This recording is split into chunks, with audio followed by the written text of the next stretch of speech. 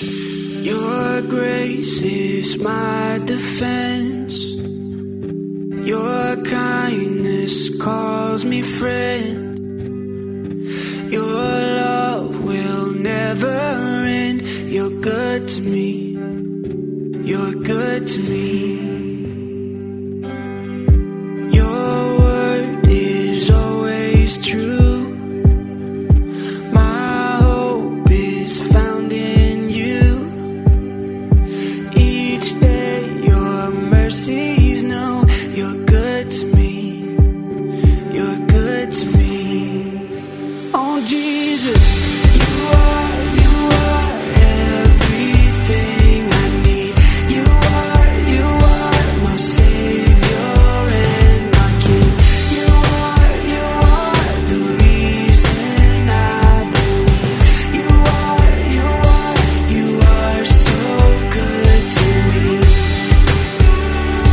You are so good to me. You are so good to me. There's purpose in your plans. There's peace I can't understand. There's healing in your Hi, welcome to another... Ano bang gagawin natin yan?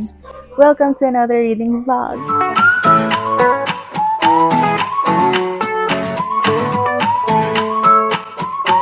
And as you saw on my preview photo or the thumbnail or on the title of this vlog, we will be reading Colleen Hoover's Reminders of Him. But before we get to that, I'm just so happy that today is actually Friday. It's Friday evening, 9:05 p.m. to be exact. And I'm just so happy because it's weekend. It's my favorite time of the week. But even better because we have a collective leave on Monday and a holiday for the Chinese New Year on Tuesday. So I have like 4-day weekend. And I'm just so happy.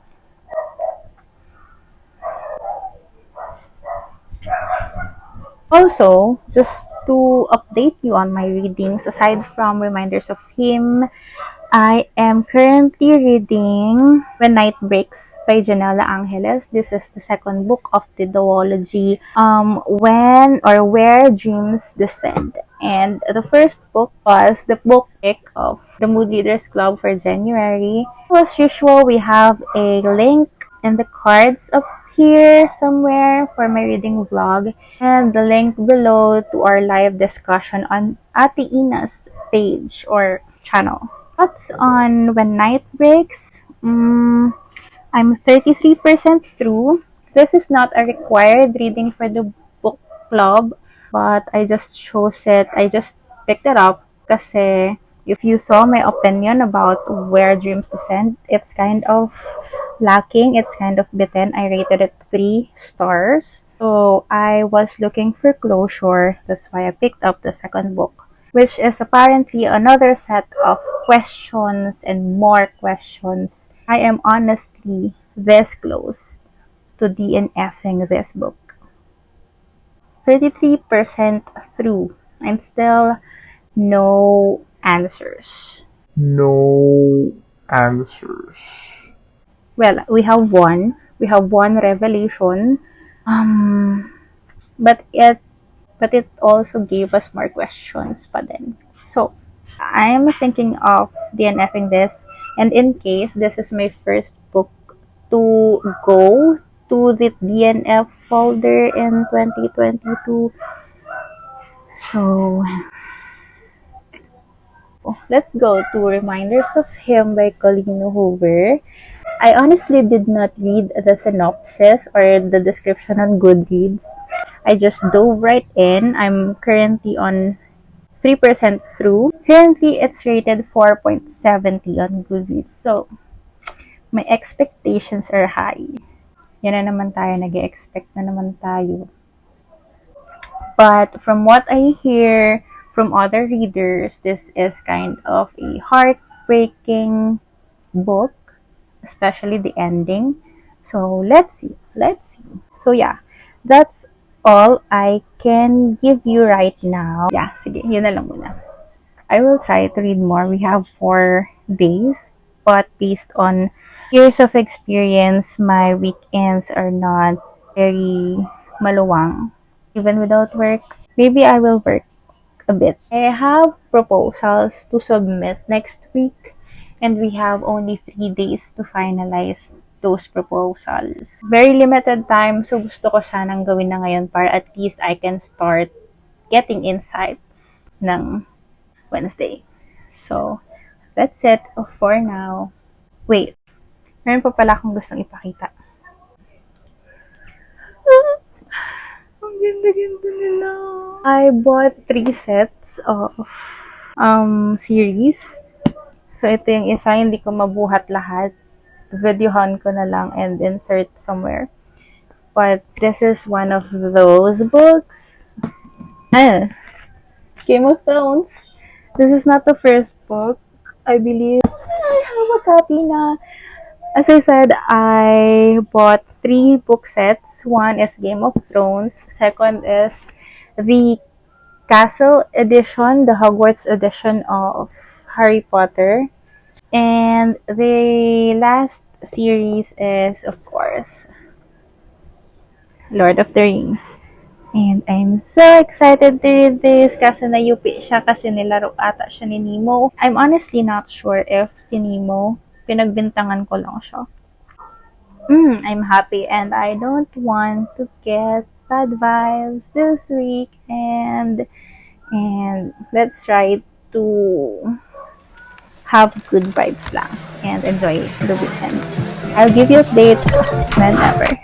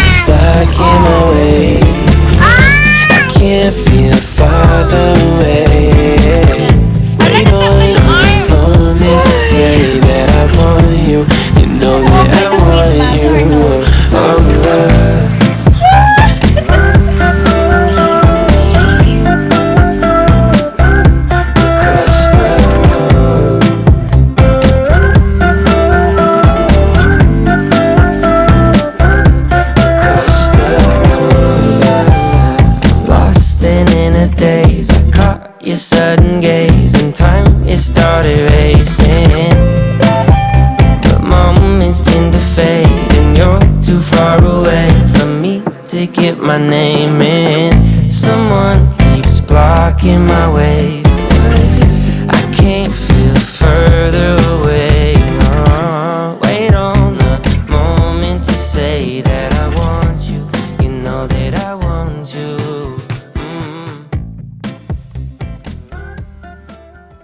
Hello, good evening, and I'm so sorry if my lighting is not so great. I'm just super tired right now, physically and mentally. And just talking about it feels like, I don't know, maybe I'm just not used to verbally talk about that. I used to write, I used to blog, I used to journal, I used to chat with my friends. You know what I mean. Last week was tough. I had to take a 2-day leave from work because of some physical reactions on booster shot. So that was a very exhausting experience, to be honest. Para siyang, alam mo yung, I'm sorry if I describe this awkwardly, but para siyang yung days before your monthly visitor 10 times or even 20, 50 times worse. As in, hindi ako makatayo and I just want to sleep. But I'm good. I'm okay. I'm now okay physically. But mentally, girl, I'm so tired. Just talking about this, hearing my own voice, my own words from my mouth. Parang ang arte ko. Arte ba ako? Is it that bad to talk about how you're feeling? I don't know. Sometimes I feel like it's not acceptable to feel sad, feel down if you have a lot of responsibility and a lot of stuff to lift or carry. Anyway, let's update you on my reading. So, yeah, we are reading Reminders of Him. I'm 21% through. And girl, kinilig ako kanina. Pero ngayon, ngayong inaalala ko yung kwento, parang nawala yun na yung kilig ko. Yung kilig niya is parang real time lang. Basically, we follow Kenna, our main girl. She is a young mother. She had her first baby at 22, but she lost custody of the child because she was sent to prison before giving birth. Apparently, she is the reason. Feeling ko may twist to kung bakit siya yung naging reason. But she was guilty for Scotty's death. So Scotty was her partner and the father of her child. After 5 years, she decided to go back to her hometown and find her daughter, which is living with her grandparents na parents ni Scotty. So medyo may conflict and medyo awkward yung plan or yung thought ni Ken on approaching them. But one day, nung nagmumuni-muni si ate mo girl, pumunta siya sa isang bar, which is apparently an old library before, natambayan nila ni Scotty. But now, it's already a bar owned by Ledger Ward. Medyo may landian part ang ating book, so hindi to pwede sa mga bagets.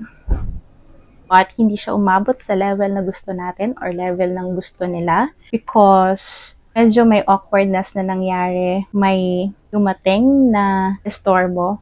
And also, nalaman ni ating Ken na Ledger was actually the best friend or was the best friend of Scotty. Yun. Nandun pa lang tayo. I don't want to spoil but as I mentioned, yung kilig niya, real time. Pag binabasa mo siya, nakakakilig. Medyo awkward kasi pagka nagbasa ka na nung medyo dirty or sexy. No, ako lang ba? I will update you. I will try my best to film more of myself reading para alam niyo na nag-read ako at hindi ako nandadaya. Paano ba mandaya sa libro? Kasi di ba, ayoko na magsalita. I'll try to film more. I'll try to update more and give you my thoughts. But of course, huwag tayong aasa. Hindi ako umaasa. Dito lang ako aasa kay Kenna at kay Ledger. So, that's it. See you when I see you.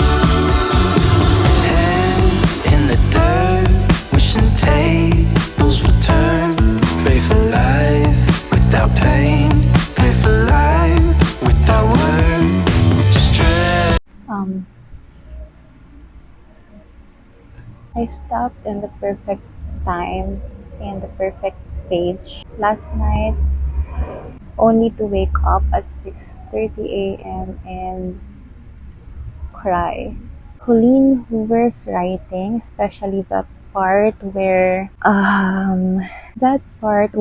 she tried to make us feel guilty about whatever Kenna did. It was a success. I felt guilty for her. I was angry, I was sad, I was kawawa naman siya, I was kawawa naman yung family ni Scotty, and I totally understand both sides, which is kind of rare, at least for me, na two sides yung ma-feel mo by reading a book kasi usually you have the point of view of the narrator or kung sino man yung nagkukwento, and that is you have the full understanding of that person but not the other party. But this part of the book, girl, so perfectly written, perfectly described, full of emotions, full of sadness. I'm just glad that I had a semi good night's sleep last night.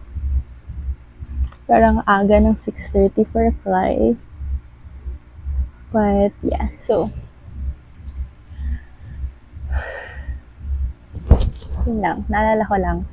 Um, I went out for breakfast with my childhood best friends kanina for sisig. And hindi na ako nakapag-video. But I plan to make a time-lapse recording of maybe at least 5, 10, 15 minutes of reading. But I'm currently searching for music na gagamitin ko for this vlog kasi I will be editing it every end of the day. So, maghanap muna tayo ng music and then let's continue reading.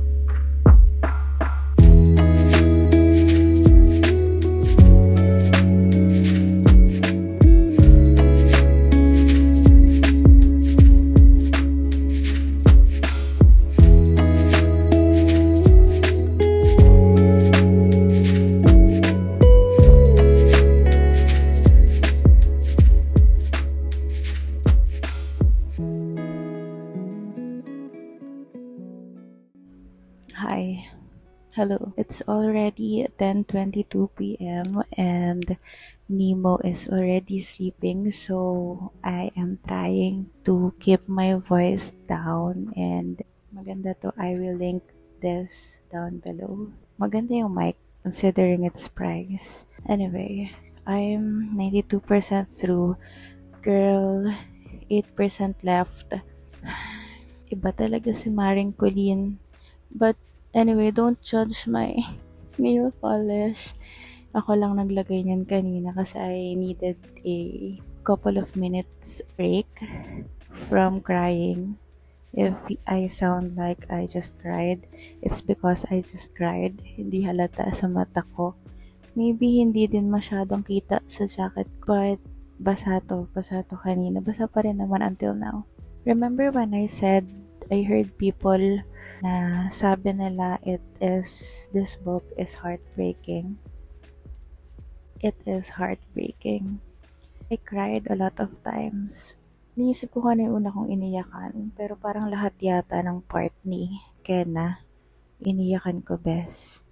Siguro the part na tumatak sa akin the most was Kenna was reading her letters for Scotty to Ledger. Kasi yun yung reveal kung ano talaga nangyari dun sa gabing yun. So, I don't know, I felt like it's as if I feel what Kenna was feeling. Alam mo yun, basta parang nagbabasa ka ng sarili mong diary. Ganon yung feeling, bes. Parang totoo yung nangyari. As if Kenna was a real person and one that is closest to you. Ganon yung feeling. Dama mo, bes. Damang-dama mo. I don't know kung saan humugot si Maring Colleen dito, but ganda ng pagkakasulat. Super. Maybe this is the book or one of the books that I won't be able to move on from. This is just so good, so devastating. This book will definitely bring out the tears, the saddest tears that you can get from a fiction book. It's as if hindi siya fiction. Ganun siya, bes. As in, I'm just finishing the last 8%. So, wait lang.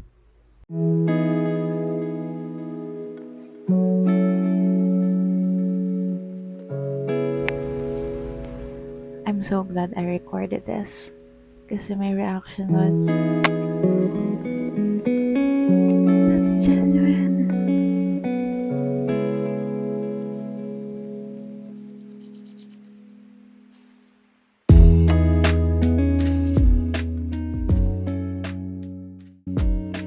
And yet another escape from reality to another could be a reality. Another fiction that gives you another could be real story.